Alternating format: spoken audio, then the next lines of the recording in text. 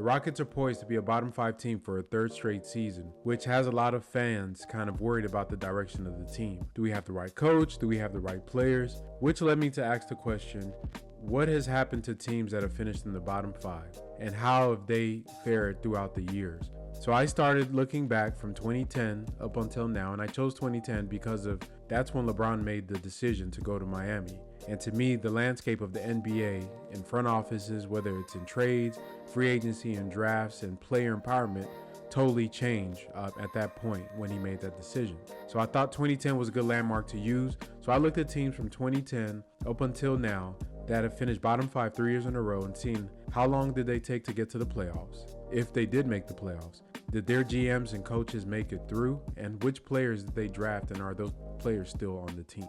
So we're going to go through 8 teams that met this criteria, and then we'll tie it back all in with what this means for the Rockets. So rock with me, check it out.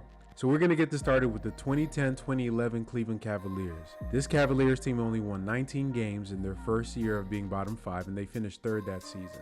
The second year finished 5th, only winning 21 games, and the third year they only won 24 games, finishing 3rd. In that 3-year span, they drafted Kyrie Irving and Tristan Thompson. It took them about 4 years to make the playoffs in 2014-2015, but by then, both the coach and the general manager that started the tank were fired. The 2012-2013 Orlando Magic is the next team. This team finished with 20 wins in the first year of their bottom 5, 23 wins, and then 25 wins. Throughout that time frame, they drafted Andrew Nichols with the 19th pick in the 2012 draft, Victor Oladipo with the 2nd pick in the 2013 draft, and Aaron Gordon and Dario Saric with the 4th and 12th pick in the 2014 draft. Throughout that time, they went through Jacques Vaughn and James Borrego as their coaches, with Jacques getting fired 2.5 years into his tenure as their head coach. James Borrego took over just for a little bit until he was let go. It took that team 6 years before they made the playoffs under Steve Clifford in a season where I think they only won like 42 games. And their GM that started their rebuild with them was fired 3.5 years later and replaced. So that's kind of a pattern that I'm seeing here with these teams. The next team we're going to talk about is a team that's very popular with this topic of tanking, and that's the trust the process 76ers. Starting in 2013, they drafted Michael Carter-Williams with the 11th pick and only won 19 games. The next season, they got Joel Embiid, who did not play one single play that season, and that team won 18 games. Then they drafted Jahlil Okafor with the 3rd pick in the draft and won 10 games. And the 4th year in a row of them finishing bottom 5, they drafted Ben Simmons that year, and they won 28 games. And he was drafted with the 1st overall pick. This was one of the rare teams where the coach actually made it through, which Brett Brown did make it through. He was there for 6 years and went through the whole process and got fired while they were in contention. But the GMs were not so lucky. Starting that first season, they had Tony DeLeo as the GM. He was fired. Then Sam Hinkie came in from 2014 to 2016, and he was fired. And finally, it was Brian Colangelo through 17 and 18, and they've been through a couple of guys since then up until now with Daryl Morey. So they've probably had about 4 or 5 GMs throughout the process, which a lot of people think GMs are immune to rebuilding. They're not. If making this list really made that apparent for me. Like I said, Brett Brown made it through, but he was one of the rare exceptions for that during the tank season. And from when they started their process, it took them 4 seasons later to finally get to a playoff berth with this team. So the next team is one that a lot of people compare to the current Houston Rockets right now. I guess I see it. I do see some of it. I guess the comparison there is literally just Devin Booker. So of course we're talking about the 2015-2016 Phoenix Suns. With the year they drafted Devin Booker with the 13th pick, they won 23 games. The next season they won 24 games. The next season after that they won 21 games, and then their 4th season being bottom 5, they won 19 games. And throughout there, like I said, they drafted Booker, Dragon Bender, they drafted Josh Jackson. Oh, let me go back and not forget Giorgio Papagiannis, the GOAT, and Josh Jackson, like I said, in the 2017-18 season, and finally in 2018-19, they drafted DeAndre Ayton with the 1st overall pick and Zaire Smith with the 16th pick. So for their coaches, Earl Watson was their coach, for some time from the start of that time when Devin was first drafted. He was fired in the 17-18 season after that. So that's about 2.5 years into his tenure. He was fired. Jay Triano took over for him to finish out that season. Then he was let go at the end of that season. Then they had Igor Koskov for the 18-19 season. He gets fired. And lastly, Monty comes in after the 2019 season. That's the bubble season we all see. That's the 8 wins in a row. They add Chris Paul and they go to the finals the next, pretty much the next season after that. Definitely. And even with the GMs, they had Ryan McDonough from 14 to 18. He was fired, and James Jones ended up coming in midway through the 1920 season, along with Monty Williams and then the addition of Chris Paul. So they changed coaches twice or 3 times, and they changed GMs about 2 times since then for them. From when they started their rebuild to when they made their first playoff appearance, it took them 6 years. 6 years to do that. The next team we're going to talk about is a familiar team that a lot of people are always in their business, and this is the LA Lakers. And this one is pretty well known. Now we're going to start with the 2014-15 Lakers. So they were bottom 5, finishing third worst, fourth worst, and second worst from 2014 to 2017. In 2014, they drafted Julius Randle after winning 21 games.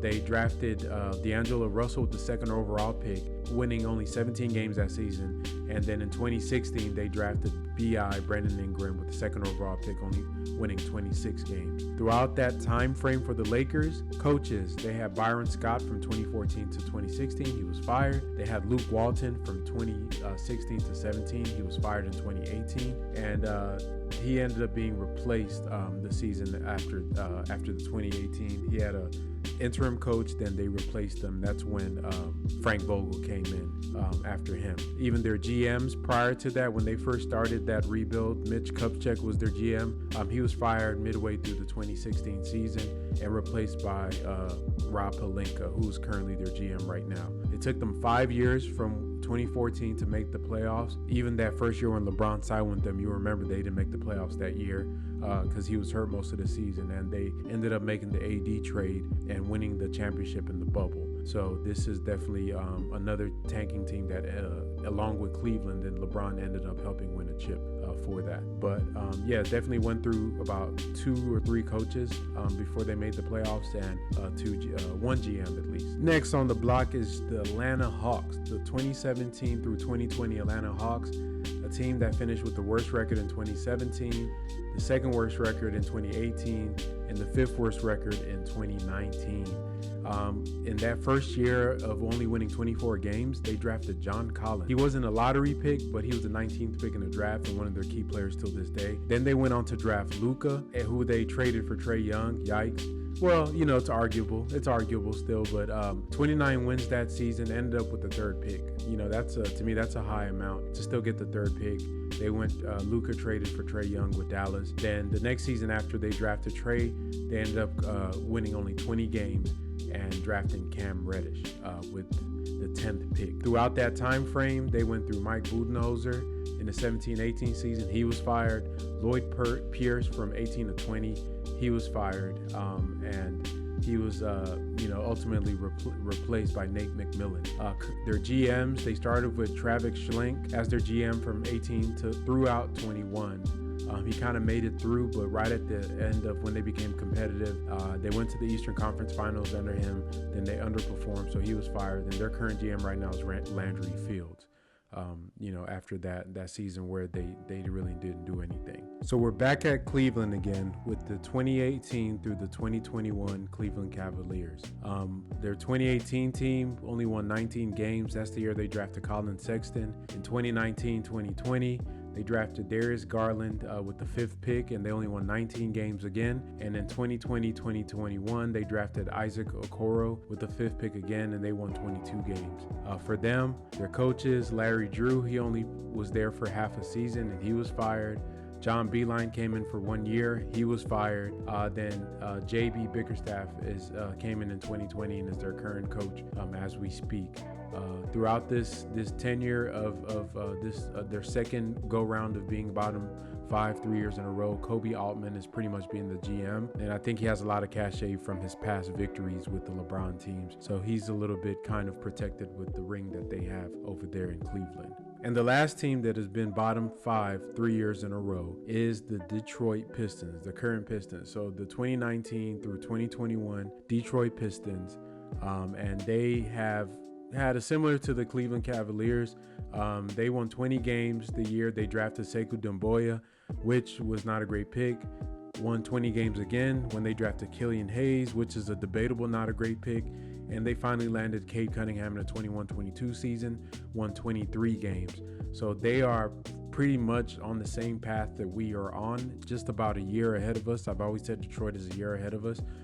Difference is their coach, Dwayne Casey. He's been there since 2018. That first season he was there, if you guys remember, Dwayne Casey actually made the playoffs with a 41-41 team and lost in the first round. I guess that might have bought him some time, but yeah, he's still their coach until now. And their GM Ed Stefanski in 2019 was fired after one season, and he is currently replaced by Troy Weaver, who's the current GM for the Pistons as we speak. So now to the Houston Rockets. We are a team that in 2020 we finished with only 17 wins and 20 wins in 2021, and we're currently tied for last right now in the 2022-23 season.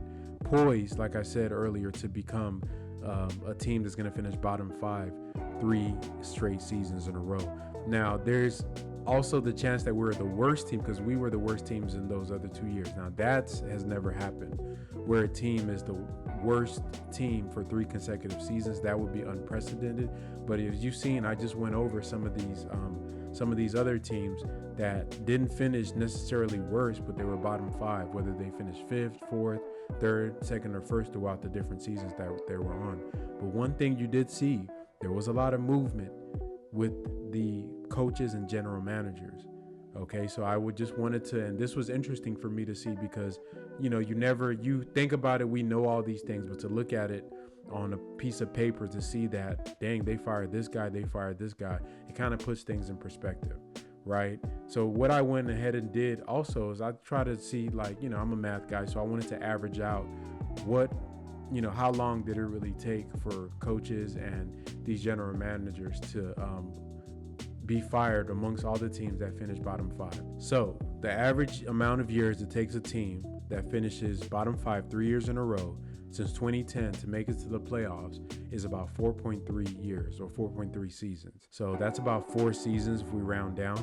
For the coaches, their average career span on those teams when they start with their first tanking season is only 2.2 seasons. That means most of them are getting fired right in between their 3rd season, kind of like where Silas is right now. And for the general managers, this was really surprising. It takes about 2.4 seasons for them to get fired from their jobs. And some of them are as quick as 1 season, and the longest on the GMs is 4 seasons. No GM, except the ones that are in their current roles right now, lasted past 4 seasons.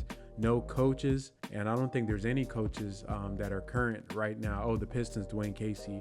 The highest number was 6, and that was Brett Brown with the process, and they stated they were going to do the process. So aside from Brett Brown, he's doing a lot of heavy lifting. If you calculate his out, say I'm going to take out Brett Brown 6 years for my calculations, and that brings the number of coaches being on tanking teams and lasting through to about 1.5 seasons. So Coach Silas has been here this is his 3rd season. So I'm wondering, is he going to be in the Brett Brown path, or is he going to be in the everybody else path? Is Rafael Stone going to be on the, some of these longer GMs path, or is he going to be on the path like the guy from the Pistons that only was there for 1 season? Because a lot of times the reason a lot of these other GMs and coaches get to stay longer is because they have cachet. They've done something in the past. They've won somewhere else. They have a championship. Or they've been part of winning programs. So it gives them the allure that they are still, capable of doing something despite the evidence of their actions of the players on the court and the results of the games. But because they've been seen to be able to win, they've led teams to the playoffs. GMs have been part of championship organizations. situations. Some of them have been in championships and won championships. So when they get these jobs, that their history kind of carries them on. But for the Rockets, technically we had a rookie coach, a rookie GM, and a fairly brand new owner, which is unprecedented in a rebuild, because usually one of those people is very experienced for the Rockets. So this is unprecedented territory where you have all these people that are new with really no cachet attached to their name for anything that they've done in the NBA. And I guess it is going to be I'm curious to see how this is going to turn out for them. Are they going to fire? Who's going to get fired first? Because going over these numbers, it's inevitable. It's going to happen. It might be 2 years, 3 years, 4 years, whatever this team, and everybody always harps on the players to say what this team looks like won't be. That also goes for the front office and the coaches. That's just the beast of the NBA. And none of these coaches make it through. And Dwayne Casey may just be on a ticking clock as we speak as well. None of these coaches make it through to the other side of this. One thing I did notice is interesting, for African-American coaches, a lot of times they're giving these terrible jobs. And that's something the NBA, I think, needs to definitely look at and keep looking at, because it seems as though that when there's a good job available, it's just recently now, like you saw with Ime Udoka, where an African-American coach gets actually a good team. A lot of times they get pretty bad teams and they're expected to turn it around. And if they don't, they're fired fairly quickly. And a lot of times they're young coaches. So they're almost used purposely as like the kind of the transitional coaches, because they're probably so desperate to get an NBA job, where more established coaches that have been in the system don't take those jobs. So I think there's a little dynamic there with the fact that, how the NBA has been trying to get more African-American coaches hired that are qualified for the roles. I think there's a little dynamic there in that old system of as they were trying to get them in, they were giving them terrible jobs. And to me, Silas may be one of those guys where he's a coach that he just needed a job that not a lot of people were excited to take. And here he is, and, being the next guy that's going to be probably fired within a year or two of the team. And then hopefully, like some of these other coaches like JB Bickerstaff, hopefully like Jock Vaughn, as he's getting his chance here with Brooklyn on the second go round, with some of these some of these other coaches. Hopefully he gets his opportunity on the back end again to come back with a better team, with a better roster to be able to be good. But from looking at the history of all this, doesn't look like he's going to make it through the rebuild. Stone might not make it through the rebuild, and this is a sad reality of the NBA. This is the business that it is. So, I wonder what you guys think about this. This was a different type of video. It's not really an analysis of a game, but it's kind of an interesting topic that I think that a lot of people talk about, but, I like to put numbers on it. So y'all let me know what y'all think about this video. Do y'all like this concept of these types of videos, or should I just stick to breaking down basketball? But let me know in the comments, and you already know what I'm about to say. If you're not subscribed to this channel, what are you doing? What are you doing? What are you doing? You're wasting your life away, man. Wake up. Hit the like button on this video, comment below, hit the subscribe button on our channel, and keep rocking with the Chop Shop as we keep dropping this fire.